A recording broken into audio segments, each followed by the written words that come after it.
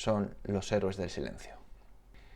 Hola, muy buenas. Hoy no vamos a hablar de una novela, vamos a hablar de un libro, una biografía sobre héroes del silencio, héroes de leyenda, escrita por Antonio Cardiel. Cuando me fui de vacaciones me dije, voy a desconectar, no voy a leer novelas mientras duren los pocos días que voy a tener de vacaciones, pero para desconectar un poco. Y eso no significaba que no fuera a leer, simplemente que no iba a leer novelas. Por lo tanto, los libros que tenía esperando de música, biografías, ensayos, pues era la gran oportunidad para poder por fin hincarles el diente, entre ellos este Héroes de leyenda de Antonio Cardiel, uno más sobre la historia de Héroes del Silencio.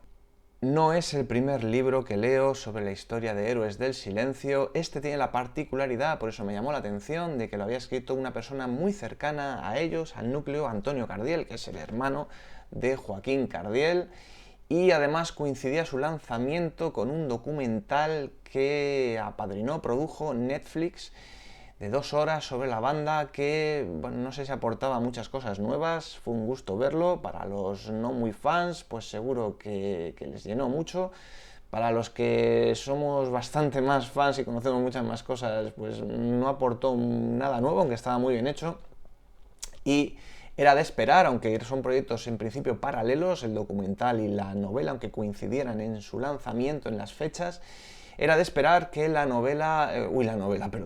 que el libro, que este relato de Antonio Cardiel, pues bueno, que sí que aportara muchas más cosas. Y aportar, desde luego, sí que aporta. Decía el autor que tenía para publicar por lo menos 2000 páginas, ha quedado en más de 500 y bueno, vamos a desmenuzar un poquito qué podemos encontrar en este Héroes de leyenda.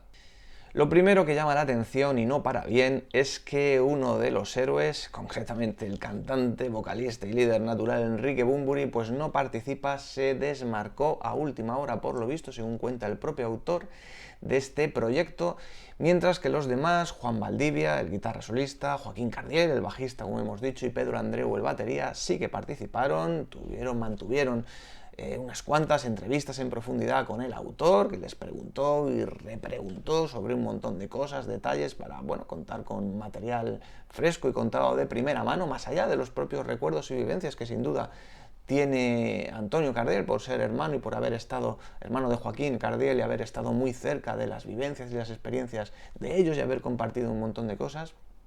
Pero como digo, Bunbury al final decidió no participar. Sí que es verdad que la voz de Bunbury aparece cuando es pertinente, es decir, cuando alguno de los miembros o todos los miembros relatan algo, dan su opinión sobre un tema en concreto, entonces aparecen las palabras de Bunbury en declaraciones que, tirando de hemeroteca, se recuperan para la ocasión, y eso está bien y hace que de alguna manera el relato esté compensado. Aunque sí que se nota que es un poquito tendencioso en algunos momentos, porque carga las tintas precisamente contra Bunbury. Yo no digo ni con razón ni sin razón, pero se nota que en este punto concreto el relato es bastante partidista. Se le echa claramente las culpas por la disolución del grupo, contando la anécdota el suceso sobre el manifiesto aquel en el año 96, cuando entró en el camerino y dijo no más Marshalls, no más esto, no más todo. El que no lo conozca, que lea la obra en profundidad y sabrá de lo que hablamos. Y y en algunas otras cosas, ¿no? Supongo que a Enrique Bunbury tampoco le hizo gracia que también se comentara en el libro, en la obra, pues esto del método Bunbury, que también salió publicado en otro relato de otro autor, que decía que de alguna manera acusaba de plagio a Bunbury y que tomaba pues muchas partes de su obra, sus versos, eran plagios directamente, no homenajes, sino plagios sin autorizar y sin inventar, de otros autores, y esto sin duda que a Bunbury posiblemente no le haya sentado bien. Es muy posible, aunque no lo sabemos con seguridad, que este sea uno de los motivos por los que Bunbury ha declinado aceptar en el proyecto. Creo que él ha comentado que está cansado de seguir hablando una vez y otra vez de Héroes del Silencio, y su versión oficial es que otro libro más no aportaba nada ya nuevo a la historia del grupo, aunque este era un poquito diferente, pero él se mantuvo en sus 13 y esto es lo que hay. A mí particularmente no me ha gustado tampoco que se haya dejado de lado la figura del quinto héroe, el mexicano Alan Bugslowski, que de alguna manera se le haya vinculado con la postura de Bunbury, porque él le ayudó en la grabación de su primer disco, Radical Sonora, en solitario, mientras que todavía estaba funcionando y girando, estaban Héroes del Silencio. Y también se le echa de menos, se le hace de menos, mejor dicho, se le considera una mera comparsa y se dicen cosas inexactas, como que no participaba en los videoclips, cuando sí que era así. Y bueno, a mí particularmente yo siempre consideré que Alan era una pieza importante, que lógicamente separado del núcleo de los 4 miembros originales, pero que se le haga de menos de esta forma a mí no me ha gustado. ¿Qué aporta entonces? ¿Aporta algo realmente nuevo? ¿O es como dice Enrique Bunbury, ¿para qué otro libro más sobre Héroes del Silencio? Hombre, sí que aporta muchas cosas, aporta datos, documentación, anécdotas, cosas muy jugosas, narradas desde dentro, ya que Antonio Cardiel pues tiene una posición de privilegio. Y la verdad es que se disfruta mucho, pues por ejemplo, cuando te cuenta anécdotas del significado velado que tenían algunas letras, como la carta, que era una carta realmente, ¿no? Una canción que Bunbury le dedicó a su padre, o mensajes velados que le lanzaba el propio Bunbury a Juan Valdivia, el otro líder del grupo, el guitarrista solista Juan Valdivia, como en canciones como La herida, por ejemplo. Siempre había tirantez y diferentes puntos de vista, había encontronazos sobre todo entre Juan y Enrique, mientras que Joaquín y Pedro eran más conciliadores. Pero bueno, siempre surgía el choque de trenes y quizá algo que el autor pone en tela de juicio es que el hecho de que Bunbury pues no se dedicara a lanzar este tipo de mensajes velados en lugar de hablar directamente a la calle y resolver los problemas si lo sabía, con este caso con Juan Valdivia, ¿no? Y la pregunta es ¿por qué no se hizo esto? Bueno, quizá porque cada uno tiene sus formas de ser y que la creatividad también pues va por esos caminos a veces. También se agradece el hecho de que nos aclaren de alguna manera lo que hemos intuido desde hace mucho tiempo, y es que el peso compositivo, el sonido Héroes tan característico, pues esa responsabilidad recaía, si no en su totalidad, pero sí en un amplio porcentaje en la figura del guitarrista, vuelvo a decir, Juan Valdivia, que era el que se encargaba de estas composiciones. A veces también aportaba Joaquín, también el propio Enrique o incluso Pedro. Y Alan también, cuando formó parte, sobre todo ya en la grabación de la famosa maqueta de Benasque, del último disco de Avalancha, el último disco de estudio. Pero el que llevaba la voz cantante en ese sentido, bueno, o la guitarra, ¿no? Sobre el que recaía todo el peso de la composición y el éxito del sonido Héroes, primero en arpegios limpios y luego con un sonido más distorsionado, era Juan Valdivia en un 70-80%, mientras que los demás también aportaban en la composición y sobre todo a la hora ya de estructurar las canciones, de trabajarlas en el local de ensayo, de aportar la sección rítmica, eso por supuesto, ¿no? Como hacen muchos grupos, pero luego dividían lo que es el tema de los derechos de autor, primero entre 4 y luego entre 5, al 25 o al 20%, como si las canciones las hubieran escrito entre todos por igual, cuando realmente no era así. Sí que es verdad que de las letras se encargaba Enrique Bunbury, la parte de textos era de Enrique, con el matiz que hemos hecho de los posibles plagios o no, pero también es verdad que en la última etapa. Y la verdad es que el libro está trufado, plagado de detalles, de anécdotas, de datos, sobre todo de vivencias de las primeras épocas, de cómo se conocieron, de dónde vivían, de dónde ensayaban, de si iban a este bar, a este otro, con gran profusión, es decir, no escatima, ¿no? Además, por lo visto, el hermano Joaquín Cardiel, el hermano de Antonio, el autor, pues es muy ordenado, ¿no? Y tiene guardadas multitud de grabaciones, fotografías, porque él también es fotógrafo, y bueno, de entradas, de anécdotas y un montón de cosas, y eso ha servido como archivo también para recopilar todos los datos necesarios para conseguir sacar adelante el proyecto.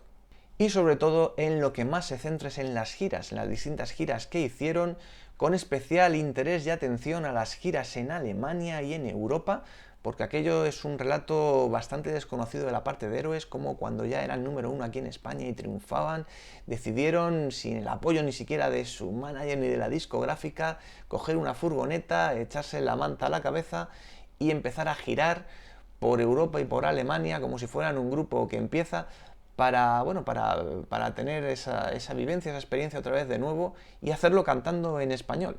Y todo esto está muy bien y se agradece mucho, pero, el libro yo creo que le sobran como unas 100 páginas por lo menos de todos estos detalles, en el sentido de, está muy bien que detalles la gira, está muy bien que nos cuentes las anécdotas de los conciertos, está muy bien que des los datos del día, la hora, de este día pasó esto, de este día pasó lo otro, pero si te dedicas a hacer eso 1, 2, 3 y 50 veces, al final cansa.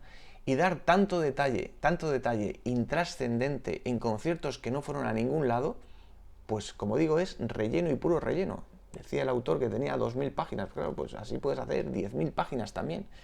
Es decir, que relates cómo era el interior de las giras, que es una parte más desconocida. Sobre todo que lo hagas de las giras alemanas, que es más desconocido aún y tuvo un mérito enorme que hay que poner en valor ahora. Me parece muy bien. Pero que se dé tanto detalle de todo concierto, el uno, el otro, el otro, el otro, el otro, y uno más, y uno más, y uno más. Conciertos que no fueron a ningún sitio, claro, se dieron cientos y cientos de conciertos, pero si te pones a recuperarlos todos, a recordarlos todos, a detallarlos todos, a contar anécdotas de todos, a decirnos la dirección del local donde dieron ese concierto que no llevó a ningún sitio.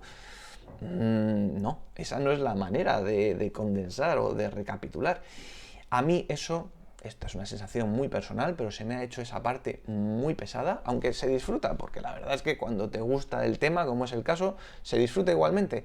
Pero creo que realmente si querías sacar un libro de 500 páginas, pues deberías haber, el autor debería haber escrito sobre otras cuestiones, que seguro que había tela que cortar.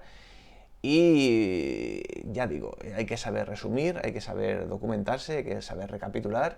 Y en este caso creo que se ha excedido mucho en el tema de los detalles de las giras a un nivel que no viene a cuento. Por todo lo demás, el libro se disfruta, quizá, pues eso, sabe a poco, a pesar de la gran extensión y de que sobran muchos detalles, pero sabe a poco en el sentido de que siempre queremos más. Y probablemente no obtengamos más ni en el documental de Netflix, ni en este libro, ni en otros anteriores. Digo, probablemente no obtengamos más porque no hay más. Porque no hay más, y si no hay, es que, y si no se saca lo que hay, es porque no se tiene que sacar. Y a lo mejor por eso el propio Enrique Bunbury decide no participar en el documental primero. Bueno, el documental sí que participó, pero en este libro, que también es como un documental, porque hay cosas que 20 y tantos años después, pues ahí se tienen que quedar y que forman parte de la intimidad de cada uno, y a lo mejor ya no hay que remover más todo aquello que ocurrió. El mar no cesa, las cosas no cesan, ¿no? Quizá hay que dejarlo ahí. Y respecto a un posible reencuentro de héroes, pues como ocurrió en el 2007, muy celebrado, y que todos estamos deseando que se vuelva a producir y que casi todos los miembros de la banda están deseándolo también, pero parece poco probable, primero por el distanciamiento que ya hay entre Bunbury y el resto de miembros de la banda. Posiblemente se haya producido un distanciamiento mayor después de la publicación de este libro. Y el dato quizá más significativo de todo, más allá de todo esto, que es importante, es la lesión en la mano de Juan Valdivia, que ya tuvo problemas en la última etapa, desde la gira de Espíritu del Vino y un poco después, o quizá un poco después, que fue cuando Alan tuvo que entrar como segundo guitarrista, primero por la complejidad de los arreglos y segundo por la lesión en la mano de Juan, que tocaba con dolor. Y desde entonces la cosa se ha ido agravando. Ya se vio en la gira del 2007 que también necesitó a un segundo guitarra de apoyo, en este caso su hermano Gonzalo, pero ya se vio que, bueno, que no estaba en plenitud, que todavía se podía desenvolver bien y cumplir, pero que no estaba en plenitud de ejecución respecto al instrumento. No era tan virtuoso como antes, aunque vuelvo a decir el nivel era muy alto, pero no estaba en su mejor momento, como les pasa un poco a todos y a todos los grupos cuando pasan los años y ha habido una inactividad. Eso es lógico. Pero desde el 2007 hasta ahora han pasado también muchos años. Hace creo que 1 o 2, al final Juan ha decidido operarse la mano definitivamente para no tener más dolor. Y no sé yo hasta qué punto esto podría incapacitarle del todo o en parte para tocar la guitarra al nivel por lo menos del 2007. No lo sé, pero la duda queda en el aire. En cualquier caso, si eres fan de Héroes del Silencio y te gusta, desde luego recomendamos la lectura del libro de Antonio Cardiel, Héroes de Leyenda.